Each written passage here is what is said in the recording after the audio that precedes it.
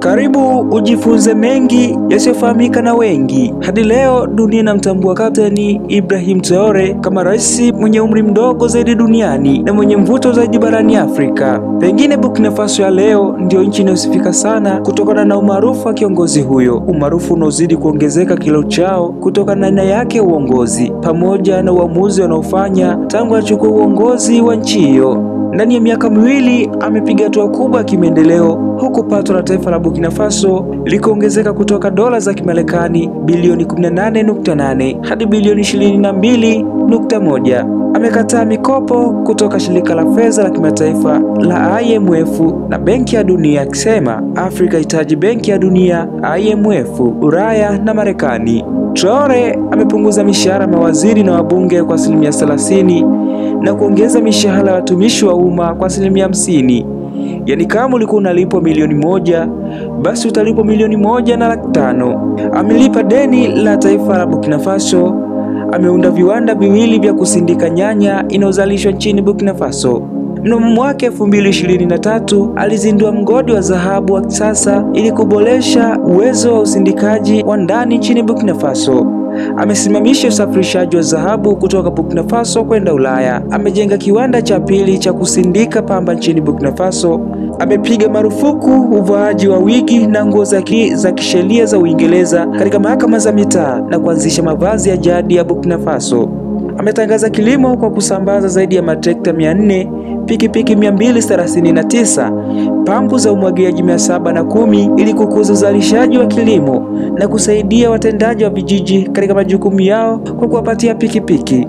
Ametoa upatikanaji wa mbegu bora, pembejeo nyingi za kilimo ili kuongeza uzalishaji wa kilimo, huku uzalishaji wa nyanya nchini Burkina Faso ukiongezeka kutoka tani 315 mnamo mwaka 2022 hadi tani 360 mnamo mwaka 2024. Uzalishaji wa mtama uliongezeka kutoka tani 907 hadi tani milioni 1.1 mnamo mwaka 2024. Uzalishaji wa mpunga umeongezeka kutoka tani 280 kutoka mwaka 2022 hadi tani 326 mnamo mwaka 2024. Amepiga marufuku operation za kijeshi za Ufaransa nchini Burkina Faso. Amepiga marufuku vyombo vya habari vya Ufaransa nchini Burkina Faso. Traore amewafukuza wanajeshi wa Ufaransa kutoka Burkina Faso. Akiwa madarakani, serikali yake imejenga barabara mpya na kuzipanua zilizopo na kubadilisha barabara za changarawe kuwa barabara za lami. Amejenga uwanja mpya wa ndege wa Ouaga huko mjini Donesian unaotarajiwa kukamilika mwaka 2025. Wakati Afrika ikikumbuka maneno ya Mwalimu Julius Kambarage Nyerere, aliwahi kunukuliwa akisema, inawezekana tatizo la paka kwa panya lingekwisha kama paka angefungiwa kengele shingoni. Tabu ni kumpata panya kuifanya kazi hiyo, na panya atakuwa wajinga sana akizania kuwa paka atajifunga au atafunga na kengele shingoni. Huko kusini mwa Afrika, Nelson Mandela naye akasema, elimu ni silaha yenye nguvu kuliko zote, unaweza kuitumia kubadilisha dunia. Mitazamo ya viongozi bora wa Afrika ikabaki kwa maneno ya kusadikika tu. Kwa muda mrefu maswali nayo yakawa mengi. Watu maskini kwenye ardhi tajiri. Je, inawezekanaje Afrika yenye utajiri mwingi inakuwa bara maskini zaidi duniani? Aliuliza Kapteni Ibrahim Traore, rais wa Burkina Faso, kijana mdogo mwenye maarifa mengi na mwanamapinduzi barani Afrika. Akiwa na umri wa miaka 35, Ibrahim Traore wa Burkina Faso ndiye rais mwenye umri mdogo zaidi duniani na gunzo kubwa duniani kote. Kama wahenga wasemavyo, ukichanganya Mungu na akili, basi hakuna kinachoshindikana. Pengine unatamani sana kumfahamu Kapteni Traore. Hapana shaka umewahi kusikia kuwa jasiri acha asili. Vipi kuhusu mtu akae karibu na moto? Unajua kama anaandaliwa toka mwanzo. Kapteni Traore alizaliwa mnamo mwaka 1988 na alianza elimu yake ya msingi huko Bonkui, mji mdogo wa jimbo la Magharibi la Mahon.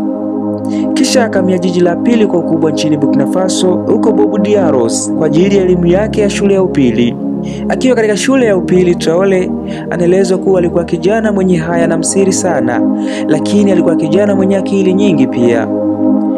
Mnamo mwaka 2006 alijiunga na chuo kikuu cha Joseph Kizebo katika mji wa Wagadugu ambapo alihitimu kwa shahada ya juu, kisha akafunzwa katika chuo cha Georges Namaon katika mji wa kusini mwa Burkina Faso. Inaeleza Traore alijiunga na jeshi la Burkina Faso mnamo mwaka 2009 na kupata cheo chake cha kwanza miaka miwili baadaye. Pia alichukua mafunzo ya upigaji risasi huko nchini Morocco.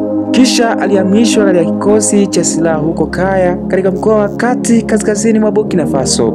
Alipandishwa cheo hadi kuwa luteni wa jeshi mnamo mwaka 2024. Baadaye alihudumu katika ujumbe wa kulinda amani wa Umoja wa Mataifa nchini Mali, unaojulikana kwa ufupi kwa lugha ya Kifaransa kuwa MINUSMA, na inasemekana alikuwa miongoni mwa walinda amani ambao walionyesha ushujaa wa kukabiliana na shambulio tata la mwanamgambo katika mkoa wa Timbuktu mnamo Aprili 2018.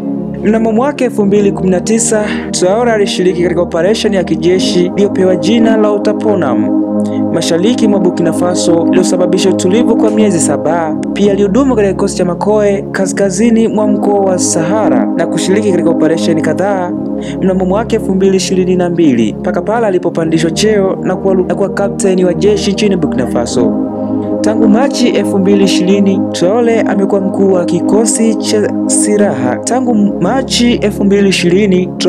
mkuu wa kikosi cha silaha. Kilichoko huko Kaka, na kama wahenga wanavyosema, mtoto mleavyo ndio vyakuavyo. Ibrahim Traore, baada ya kuona mambo ndivyo sivyo katika taifa la Burkina Faso, yeye pamoja na wanajeshi wenzake wanaona ipo haja ya kufanya Burkina Faso kuwa imara zaidi baada ya mzozo wa muda mrefu na machafuko nchini humo. Kapteni Ibrahim Traore aliamua kuchukua wadhifa wa urais wa Burkina Faso baada ya kuondolewa madarakani kwa aliyekuwa rais wa kipindi kile Paul Henri Damiba kupitia mapinduzi ya kijeshi yaliyofanyika mnamo Septemba mwaka 2022. Kwa maneno yake mwenyewe anaeleza kwa nini aliamua kufanya mapinduzi. Alipoulizwa na vyombo vya habari alisema, "Makubaliano yetu kwa pamoja yamesalitiwa na kiongozi wetu kwa jina Luteni Kanali Paul Henri Damiba, hali iliyopelekea kuzorota kwa hali ya usalama nchini Burkina Faso na sisi kutofanya kuchukua hatua." Ingawa Captain Traore alikuwa miongoni mwa kundi la wanajeshi waliounga mkono mapinduzi ya Damiba ya Januari 24 dhidi ya rais aliyechaguliwa kidemokrasia Roch Makobero. Hata hivyo, miezi 8 baadaye, mgawanyiko iliibuka katika serikali kuu inayojulikana kama Vuguvugu la Patriotic for Preservation and Restoration, maarufu kama MPSR. Ibrahim Traore ndio rais wa Burkina Faso ya leo kwa heshima mapinduzi mawili chini ya miezi 9 kutoka Januari na Septemba 2022. Wakati wa mahojiano na vyombo vya habari, Traore alithibitisha ni kwa nini kwa kimondoa Damiba kutoka ofisini. Traore alisema katika hotuba yake ya televisheni mnamo Oktoba 1, 2022 kwamba mkuu huyo wa nchi aliyekabiliwa na mzozo alishindwa kushughulikia tatizo la kudumu la uasi.